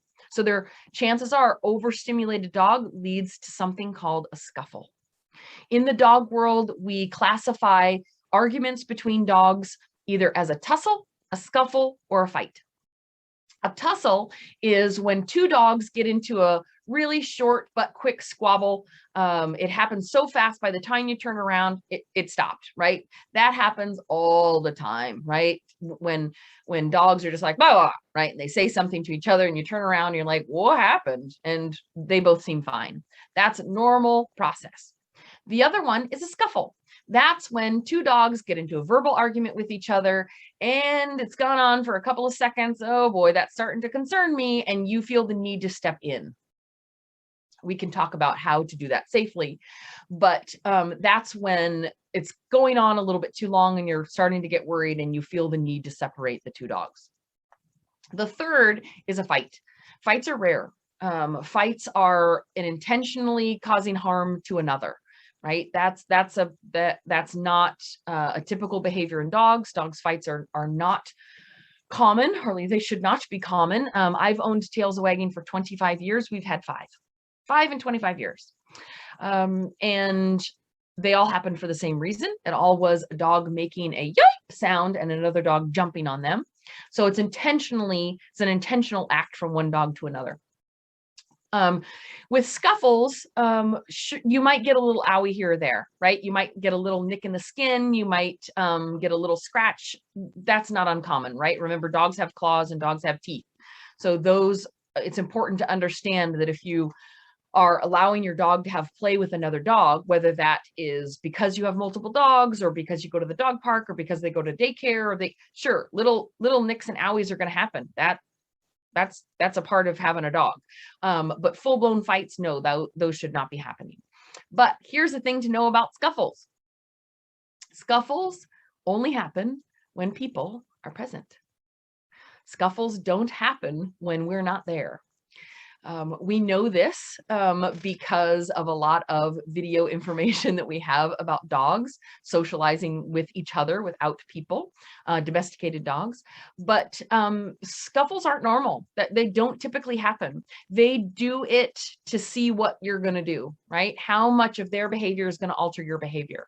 So if you are watching today because you work at a humane society, or you work at a daycare, or you go to the dog park and you see scuffles happening all the time, that is because the people are there, and that is because the dogs are getting overstimulated for sure. So I'm super glad that you're here so that we can prevent those from happening, because scuffles they shouldn't be happening in your environment. We don't want them to be happening. So, but it is important to understand, you know, our dogs aren't going to write each other a letter. They're not going to say, dear Buster, I did not like how you looked at me about my nylabone, right? That's not going to happen. They're going to have verbal arguments with each other. Those kinds of tussles, those happen. Those are normal, but they are short. They're less than a second or two. You turn around and they're done. Things that go on like that, that's not typical. The other thing to know about a scuffle is they are really, really loud, and they're supposed to be loud. Fights usually aren't loud at all. Fights you're rarely ever going to hear. That's the one that concerns me, right? I'm never worried about dogs when they're super loud, right? Certainly you get a pit in your stomach and you're like, oh my God, I gotta deal with that. But I'm far less likely to be concerned about a loud sound, because part of their process was to get everybody's attention, right? Look at how loud I'm being. Look at how over exaggerated all of my features are. So those scuffles are intentional, but they're for our benefit. So let's talk a little bit about that overstimulated play. So what should we be looking for, and how can we prevent it? So stiff body. Remember we talked about those bent legs and that animated movement? Dogs that are overstimulated are stiff, right? They are stiff with their mouth. They are stiff with their body posture. They are stiff in their front legs. Their tails usually aren't moving. Over exaggerated facial expressions. So it's not just that their mouth is open, but it looks like the Joker, right? It is crazy open, or their eyes are really wide. Pauses in play are not received by the other dog. So another dog takes a moment and the other dog says, not listening, don't care, and jumps on them anyway. Changes in vocalization. So we saw in the videos that we watched earlier, we noticed how quiet the dogs were. Play barking, I'm not really concerned about play barking. Play barking is when dogs are actively playing with each other and they're vocalizing a little bit, they're barking a little bit. That really doesn't bother me. That can be really breed specific, doesn't really concern me. Nuisance sparking, that concerns me. Nuisance sparking is when a dog barks at another dog to try to get them to move. It's an adolescent behavior. You're usually going to see it primarily with young dogs that are still learning their social skills, learning that, gosh, barking at someone probably isn't the greatest way to get them to play. You can help them stop nuisance sparking, one, by recalling them away from that. And then when they are playing well, when you do like how they're playing quietly, marking and rewarding them so that they know, oh, they like it when I do it this way. Okay, I'll keep doing it this way. So, but if you notice when dogs are playing and there's an active change in vocalization, everybody's really quiet and then all of a sudden, it starts to get a little bit crazy. Changes in vocalization mean overstimulation. And then that the calming signal from either dog. If either dog is offering a calming signal, that's an appeasement behavior and they are asking for a minute. They're asking for a break. We'll get into calming signals a lot in part 2, but real briefly, a calming signal is a physical behavior that a dog does to exhibit low levels of stress or signs of appeasement. There are things like licking their lips, turning their head to the side, furrowing their brow, lowering their eyes, offering their shoulder, yawning. Those types of things are appeasement behaviors. And the dogs are saying, I need a minute. I need you to go away, or you need to get me out of here. I need a minute. So let's look at overstimulated play.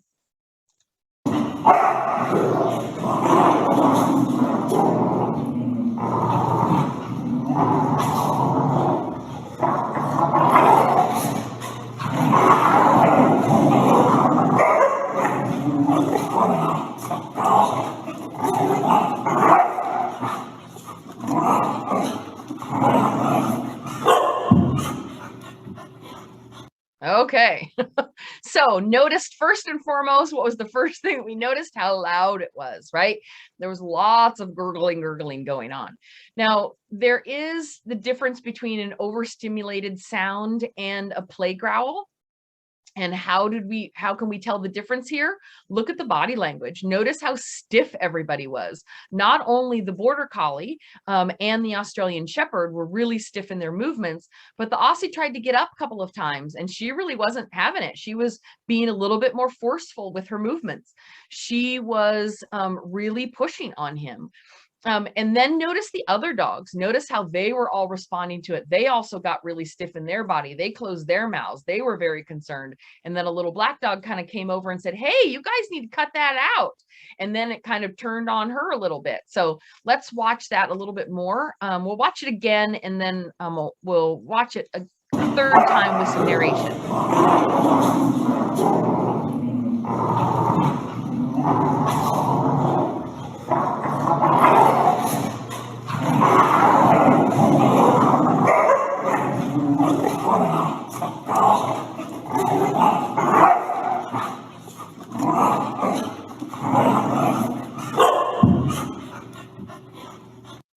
So the first thing I want you to notice when we narrate it again, notice the little brown, the black and white, or I'm sorry, brown and black dog starts kind of biting at the legs of the other dog. Biting legs is never okay. It's not an okay thing. If you're seeing it at the dog park, if you're seeing it at daycare, nope, we don't want dogs biting each other's legs. The reason for that is because it's usually a sign that the dog, number one, because they're biting in areas that are uncomfortable, it's either a herding drive, right? There's either a drive there that we don't want in a group kind of a play setting. And when I say group, I mean more than one dog, right? This could be just your two dogs at home. So notice that he tries to bite at at the other dog's leg. We don't like that because we worry about a herding drive, right? Although dogs may like to herd because of their breed trait, dogs don't like to be herded. So it's important that we don't allow that behavior to continue. The other reason that we don't like biting at legs is when dogs wrestle with each other about the head, about the chest, about the neck, totally fine with it. But what I don't ever want to see is a dog pushing another dog over, biting their legs and biting their belly. That scares me. That should scare you. We don't ever want to see that. And so in this case, we know that dog happens to be a friendly dog, but they were in a response to overstimulation. Then you'll notice that the Australian Shepherd was trying to get up several times, and he really couldn't. And then you'll notice the other dogs kind of coming in, and then the Border Collie just kind of reacts at everybody. Everybody's kind of jumping in there, and she's not making any good decisions at all because she's just kind of reacting to them versus really taking in the information because she's so completely over the top. So there's that nipping at the heel. Notice the dog on the bottom, how stiff he is. Notice the Border Collie, she's pretty stiff in her movements too. The Australian Shepherd tried to ask for a pause there. He didn't get it, so she jumped on him. There's that Shakeoff, a release of adrenaline. The dog in the harness is trying to distract, trying to get in on that. But the other dogs, everybody's pretty concerned. They're just like, oh boy, this was too much, right? So what we have there is we have dogs that were completely overstimulated, right? And that can happen for lots of different reasons. And we'll talk about why dogs are likely to become overstimulated while we learn what it looks like. So why is it that dogs become overstimulated? What is it that causes that to happen? So number one, crowding. If dogs are crowded, it will almost always entice someone to become overstimulated. So crowding is walking into a group of dogs. Please don't ask dogs to do that. If you go to the dog park and you start to go into that gate and all the other dogs rush over to you, please don't let your dog walk into that. That's not fair. That's not nice. You wouldn't want to walk into a a kegger, right? While everybody's kind of mosh pitting each other. That's not very fun. So crowding, number one. Two, dogs not matched well with their playmate. So in this case, the Australian Shepherd and the Border Collie, they're both very friendly dogs, but with each other, they tend to get really over the top. Most likely because they're both herding breeds, they have high herding drives, and when they are paired with each other, they tend to get a little overzealous, right? A little overexcited. The current state, mental state of the dog. I cannot stress this enough, right? Just because a dog normally does well on this particular day to visit friends doesn't mean that that's the way it's going to be every day, right? That's not the same for you either, right? You don't have a perfect, wonderful day every day. Sometimes you have crap days. Sometimes, depending on where you are at mentally, you're going to have a better day or a really crappy day. And that's normal, right? We all go through that, and our dogs go through that too. So if you went to the groomer that day and then had to stop at the veterinarian to get something checked and then went to the dog park and were surprised that your dog's overstimulated, yeah, that's a lot. So take into account the mental state of the dog. Stress, both positive and negative. Remember, stress isn't always bad. Stress can be something, it can be a positive stressor in your life, but stress nonetheless. So take that into account. I had a client that had contacted me last week that had said, normally her dog doesn't seem to have any problems playing together. They get along really, really well. She never has to worry about it. But just this past week, gosh, they are just getting overstimulated all the time. She sent me a video, because I often ask clients to do that. If I don't know their dogs, they can send me a video and I can help dictate that for them. And as she's playing or had recorded the video for me, I could see that the dogs were getting overstimulated. But what did I also account for on the video? The neighbor next door was having construction. And that was a huge stressor for both of the dogs, right? They didn't like all that banging and yelling and smells that they didn't know and people they didn't understand, they'd never met before. So that was a stressor for them. So we could figure it out that way. Poor manners. If your dog has crappy manners, don't put them in situations that you can't control, right? It's not fair. If your dog can't recall at the dog park, stop going to the dog park. They haven't earned the right to be able to do that yet. That doesn't mean that they won't ever.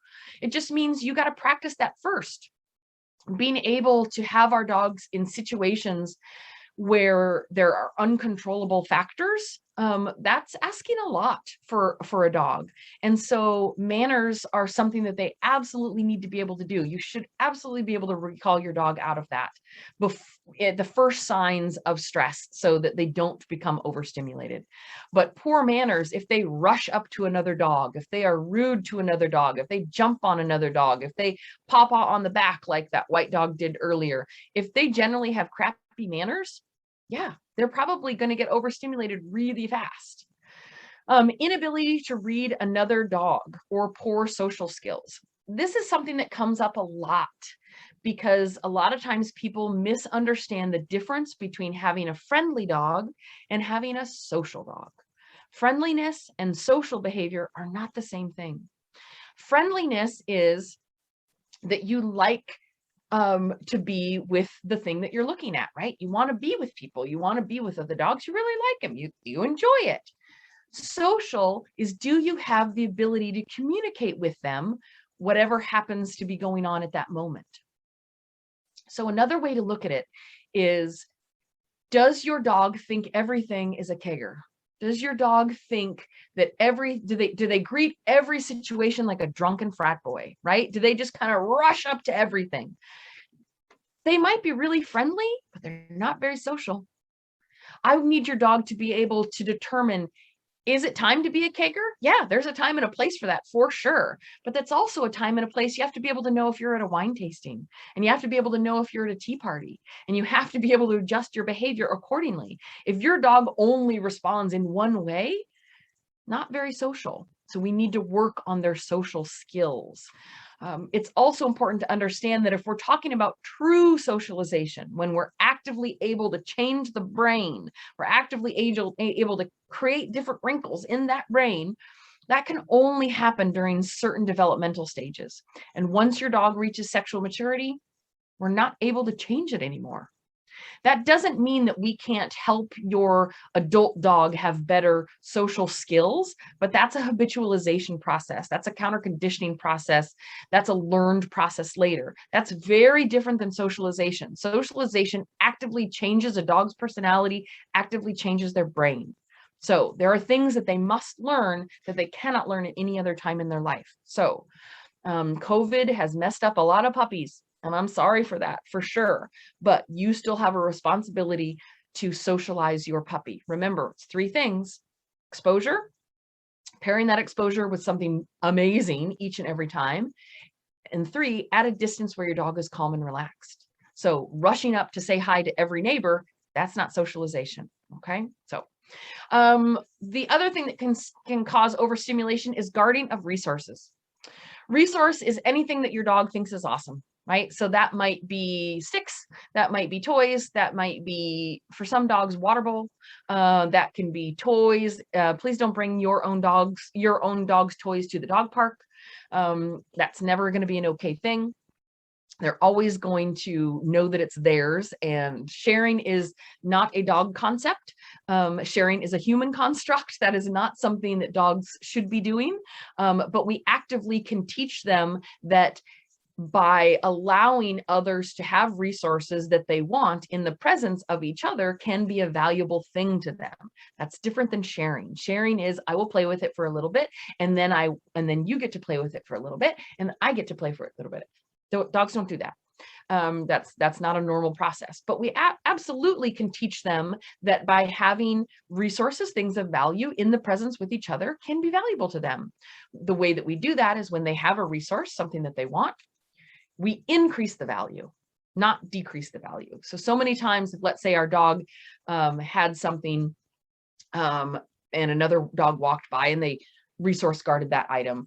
So somebody might tell you, oh, I pull that toy out of play, I remove that. I would teach you to do the exact opposite of that. We would actually increase value to that resource, not decrease. But that's probably a whole seminar all in itself. So if you're having difficulty with resource guarding, by all means, reach out to Tails-A-Wagging, whether it's me or another trainer, and we can certainly help you with that. But it takes more than we can kind of get into here. But guarding of resources. Sometimes people say, oh, my dog guards me.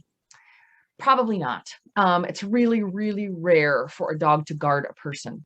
What chances are you're noticing is that the dog is protecting themselves. So they're protecting of self, not trying to protect you.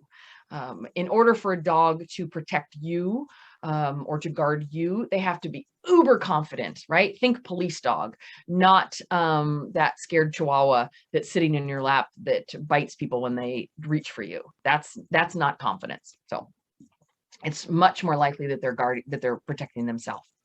And then the final one is just too much too fast. Right? Your dog might do perfectly fine at a park with other dogs or at daycare or having friends come over. But if you do it too much too fast, that can just be a lot for a lot of dogs. So when you go into a park or daycare or a situation or play groups at the shelter, make sure that the dog has a moment to decompress. Right? Make sure that there's a space where they can see the other dogs, but they can just take a breath. Let them chill, let them pee, let them just have a minute. If you're going to the park, take a walk around the park first. Don't just get out of your car and rush to the park. Let them decompress. Let them decide when to choose going in there. And you'll know that they're making a good decision because they're calm, they're relaxed, they're able to take food, and they're paying attention. If your dog is pulling into the dog park, guess who's bound to be overstimulated because they are absolutely not paying attention to you. So it's important that we're reinforcing good behaviors because reinforcement drives behavior, right? So if you want your dog to pay attention to you and as they're going into the dog park, don't let them pull going into the dog park, right? Make sure that they're mindful and that they're paying attention to you. Teach them those skills. Work with a reward-based trainer so that you can actively get those skills so that they know what it is gets them to the dog park, right? Focus and attention gets them closer to the dog park. Pulling and lunging gets them further away. All right, let's look at play leading to overstimulation.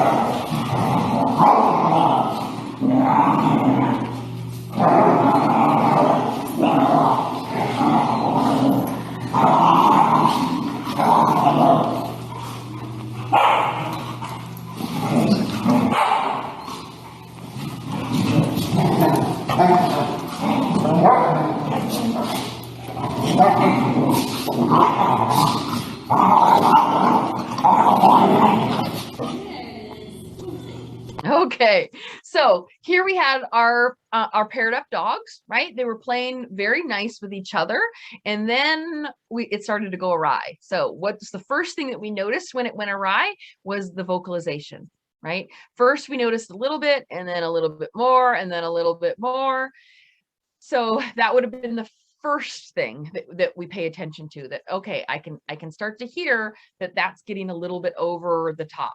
So recalling them out of it would have been what we would have wanted to do right from the start.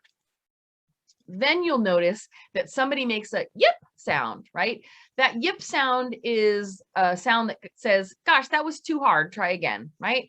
So when that happened, the other dog didn't really back off as quickly as she would have wanted. And so she gets super overstimulated, the Australian Shepherd. You can see the overstimulation in her face, and then she moves towards the other dog and air snaps at him. Then you'll notice the other two dogs, they were playing nicely, but because of the overstimulation that occurred with the other two, they got overstimulated as well. It's kind of like when you're at, you know, you're at an event and somebody starts getting into an argument with each other and everybody kind of gets involved. That's what that's like, right? So just the fact that they were in the room with that same kind of energy, everybody got a little crazy. So let's watch that again.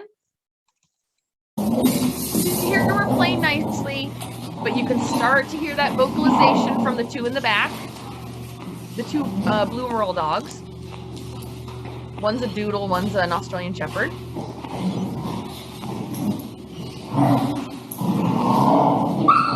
And there's that yip sound. And she says, back off, everybody back off.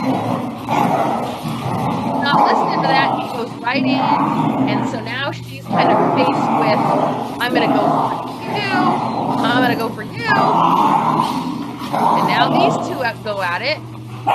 Their vocalization starts to change.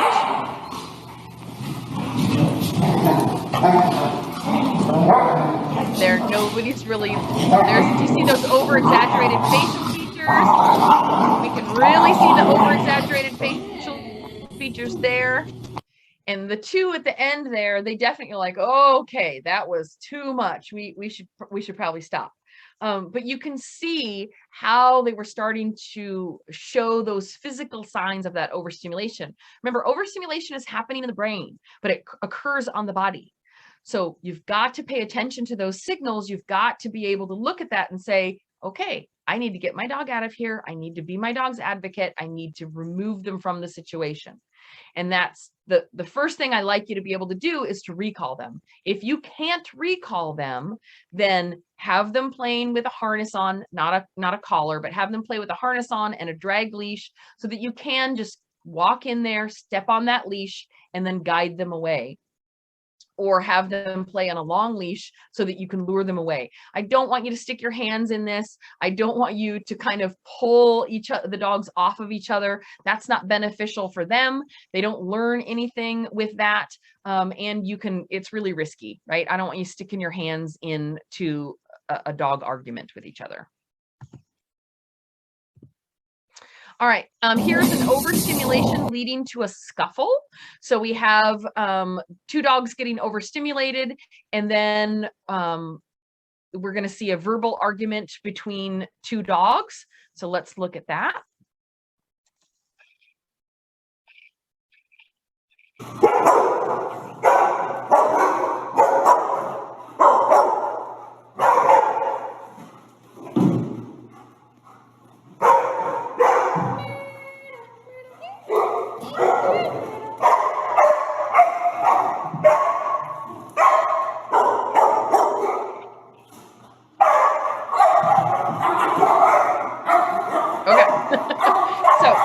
Again, for the sake of these videos, we let things go on way longer than we ever would in real life for video's sake.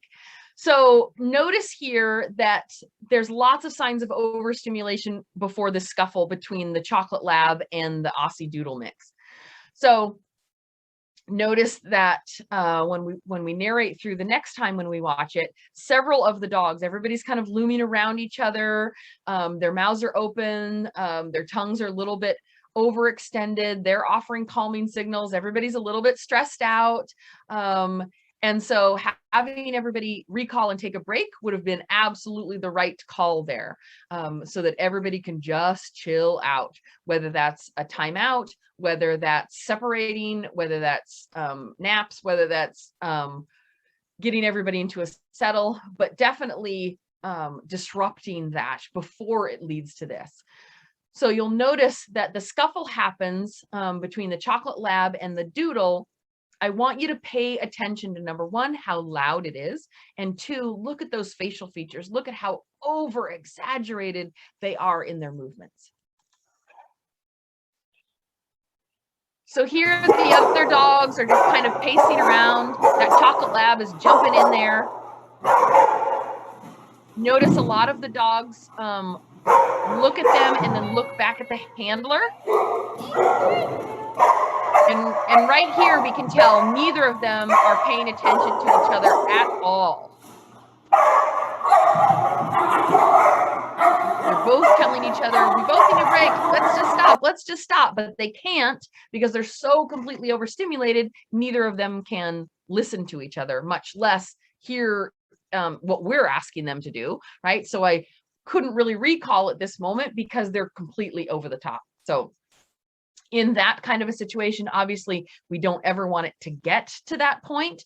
But in that situation, we would probably walk up, body block one dog, get one dog to recall. We would distract, have them move off into a different situation. There's lots of different ways. But the goal, of course, is to prevent, right? We don't ever want these kinds of things to happen. But you'll notice a lot of the dogs were looking at them and then looking at the handler, looking at them and looking at the handler. That's another clear sign. The other dogs are like, are you going to do anything about that? Because that's freaking me out. It should totally be freaking you out. All right. So how do we resolve overstimulation during play? Number one thing is recall. I want you to recall your dogs. They absolutely should be able to remove themselves from a situation at the first sign of overstimulation. The reason that the recall is your best choice is because it requires so little of you, right? It requires your dog to disengage themselves. It requires them to be mindful. It requires them to remove themselves from a situation. It requires them to come over and check in with you versus you going over and physically disrupting, right? Physically disrupting, sure, if I needed to, I would body block. I might pick up one of the beds and move it in between the two dogs. I might do things to just disrupt that from happening, but that requires a lot of energy from me, and I'm not very fast, right? I'm just because I'm a person, right? I'm nowhere near as fast as a dog ever could be. So teaching them a solid recall is always going to be your best bet. Now, if your dog doesn't recall well, then guess what? You have got to practice that. We have got to practice your dog recalling in a very mild, non-distracted setting, and then slowly but surely increasing the level of distraction. If you're not currently working with a reward-based trainer, reach out. If you want videos, I can send you videos on how to do that. If you want to know how to do it with a group, I can teach you how to do that. For sure, there are lots of resources out there, plenty of them for free, that can teach you how to teach your dog to come when called, but it's important that they have that skill. You need to be able to do that for safety. Number 2, timeouts. Timeouts are a great resource for dogs. If you see that your dog needs a minute, give them a minute. Let them have a break. If your 2 dogs are playing and you're starting to see that they're becoming overstimulated, great. Go to the fridge. You've got some pre-stuffed Kongs ready to go. Take them both to their crates or their beds. Have them chill out. Give them 20 minutes. Let them chill. A timeout doesn't need and shouldn't be a punishment, right? This is not, you're in trouble, let me put you here. It's really about you observing body language and you saying, gosh, I can see you need a minute. I'm your advocate. I am your touchstone. I am going to give you that minute. By doing the recall and the timeouts, it creates muscle memory. And that's ultimately what we're looking for. Because what I eventually want to happen is I want a dog to be able to go, oh, I'm starting to feel it. Oh, I'm starting to get overstimulated. Where's my person? I want them to start to look to you for guidance. That's what was happening with the other dogs, when not the dogs that were actively doing the scuffle, but what was happening with the other dogs. They were looking at you like, I'm getting uneasy. I'm looking at you for guidance. Where's my person? You got to help me here. So when your dog is looking for help, give them help for sure.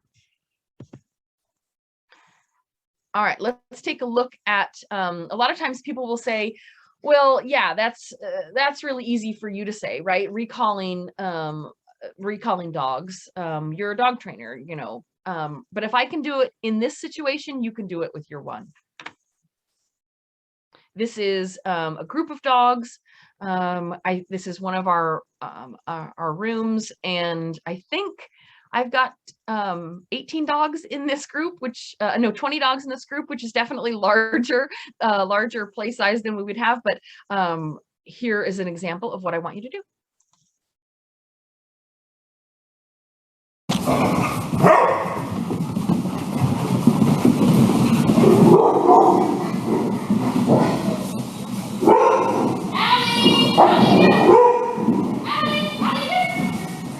Thank you.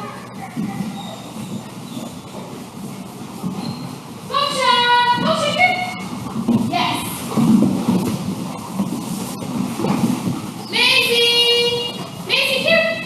Maisie here! Yes!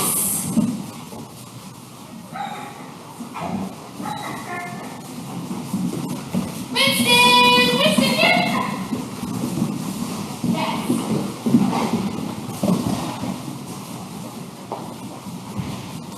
Elvis! Elvis here!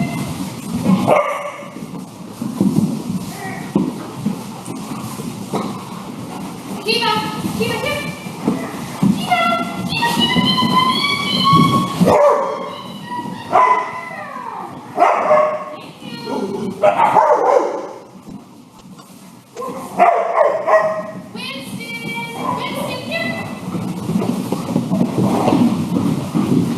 Thank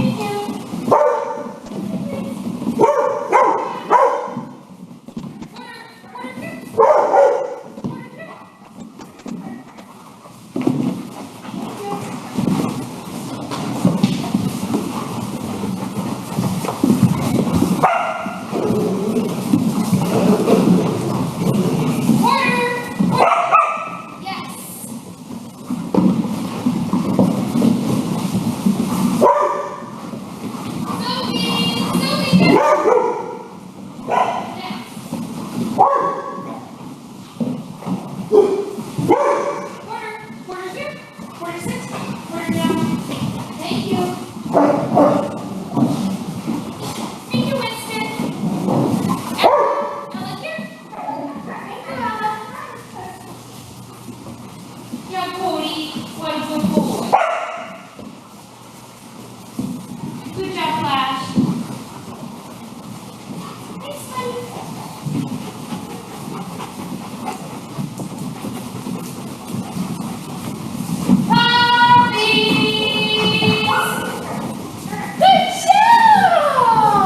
And the best part of the whole video.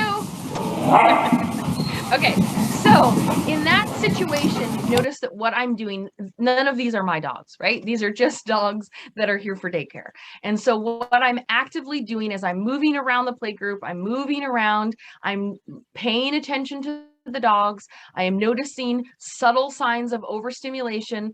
If a dog is reading another dog's body language, if they're not reading their dog's body language, if somebody is if there's a bark or if there's anything going on, I'm simply recalling them out of it. What's the first thing that we notice? Did y'all notice how quiet that room was? Right? There's a little bit of barking, but not much at all. And that has to do with the fact that everybody was paired so well with each other. Plus, I was actively moving through the group. Right? You're going to have a lot better response with your dogs if you are actively working with them. If you just kind of turn them out into the yard, you don't know what's happening. You're not paying attention to what's going on there. So be an active participant in what's going on with your dogs. Now at Tails-A-Wagging, we do use a lot of reward. That reward is petting or praise or a treat or a toy. As reward-based trainers, we're going to find whatever motivates the dog. So sometimes I was offering a tidbit of food, sometimes it was a toy, sometimes it was touching, sometimes it was praise, but I was actively rewarding them and then allowing them to go right back to doing what they were doing before. That's how we get a solid recall. So many times dogs suck at their recall because you're only recalling them when the fun stops. Come here, you have to go to your crate. Come here, you have to leave the park. Come here, you have to come inside. Not fun at all. But we like to teach it, come here, receive a reward, go right back to doing what you're doing before. Come here and get petted and then go right back to playing. Come here and get a treat and go right back to playing with your friends. All of that will really help them understand that, gosh, why wouldn't I want to come when called? You call me and I get a scritch and I get a treat and then I get to go back to chasing leaves. Psh, I'll do that every time.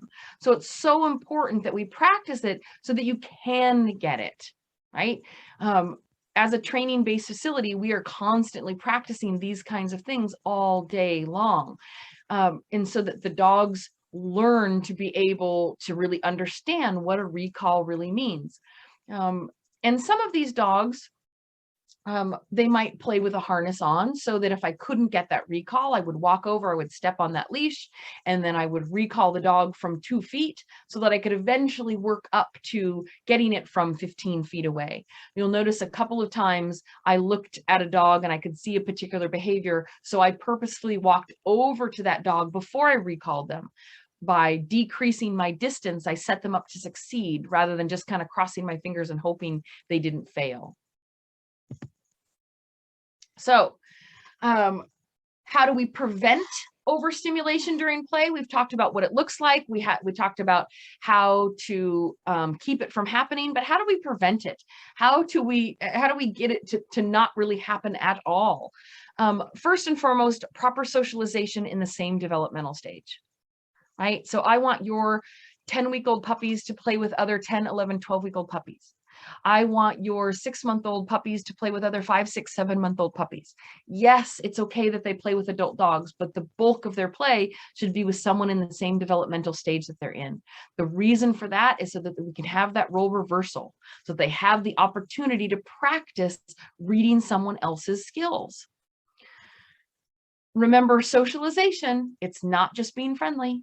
Right? So it's not just rushing up and saying hi to everybody. That's not a friendly dog. That's a dog who thinks that everything's a party. And so it's really important that socialization, you understand that means being able to interpret the situation and accommodating to it. Okay?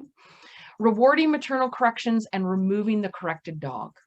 That is so critical. If you have a dog, whether it's your adult dog or you're at the dog park or you're hanging out with friends and it's their dog, and somebody gives your dog a maternal correction, absolutely reward that corrector and remove the other dog. If you don't, if you are a kind of person that your dog goes rah, rah, rah, at another dog and you say, Sadie, stop doing that, guess what's going to happen? Because maternal corrections are a normal, natural behavior, dogs are absolutely supposed to do it. If you reprimand a normal, natural behavior, the dog doesn't hear, hey, you shouldn't do that behavior. Your dog hears, you suck at your job, buddy. You better do it better next time. And so it will increase the behavior. You will get it more often. You will get it louder, more frequent, 2 more dogs, and it will eventually turn to contact, and then it will eventually turn to reactivity, and then you have a whole new ball of wax on your hands. Teach your dog to be calm and relaxed. I cannot stress enough how the distance that you choose to be from the exposure is critical. I absolutely want you to expose your dog to all of the stuff, right? I want you to expose your puppy to all of the things, but at a distance that they are calm and relaxed. That might mean you don't get to say hi to the person from 2 feet away. That might mean that you don't get to get petted by the kid, right? That might mean that you have to do it from a distance of 20 feet so that you're calm, relaxed, you're able to take food, you're able to play.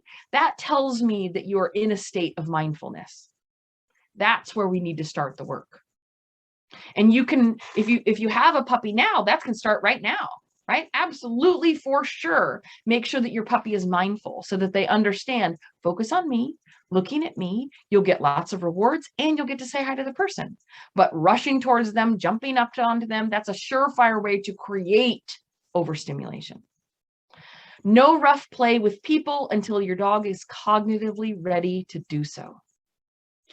Do I wrestle with my 15-year-old dog every day? Absolutely. Did I wrestle with her when she was 6 months old? No. I don't want you wrestling with your puppies. And when I say wrestle, I mean, pushing them around. I don't want you doing it. It's not fair, because what you're saying is, let's jump around with a person. Let's get overexcited with a person. Let's grab a person's hands. Let's grab a person's clothes. Sometimes. And then you're generally surprised that they do it other times, right? They do it on the neighbor, or they knock the neighbor down on the street, or they jump on a kid's clothes, or they're jumping up and grabbing your pants. Or so it's important that once they're cognitively ready, which is going to be after sexual achievement, so kind of looking, depending on the breed of the dog, so somewhere between 7.5 and 9.5 months, depending on the dog, then you can teach them that as a game, for sure. Teach them that as a game, but they have to know bite inhibition first. They have to be able to have that good manners behavior first. So if you've got a 13-year-old kid in your house that's rolling on the floor with your puppy, and then you're complaining that your puppy is biting, guess what? We've got to start where the situation begins.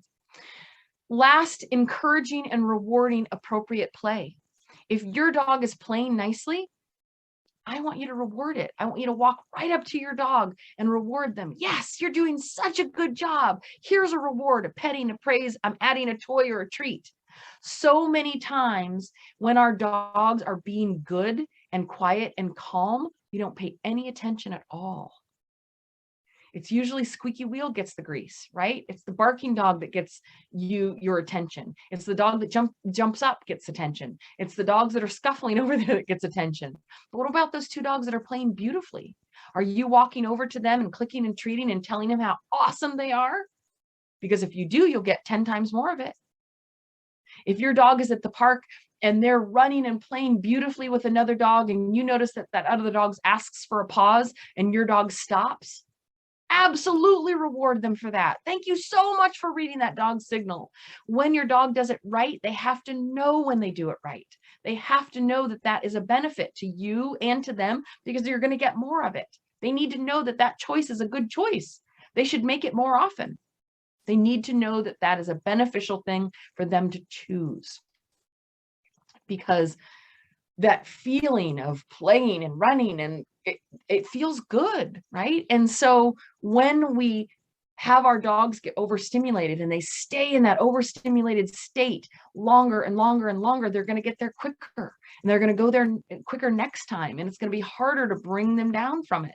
But it's critical. It's critical not only for their play. Of course, it's critical for their play, but it's also critical for their health. Dogs that have continuous overstimulation have much higher risks of metabolic disease because of their cortisol response. So it's really important that we teach our dogs to play calmly and with mindfulness play. Okay, so now you know it's not a question about whether or not your dog is listening. The question, or whether or not your dog is talking. The question is, are you listening? Are you paying attention? Are you mindful of what it is that they're saying? Just because they're not speaking your words doesn't mean that they're not speaking words.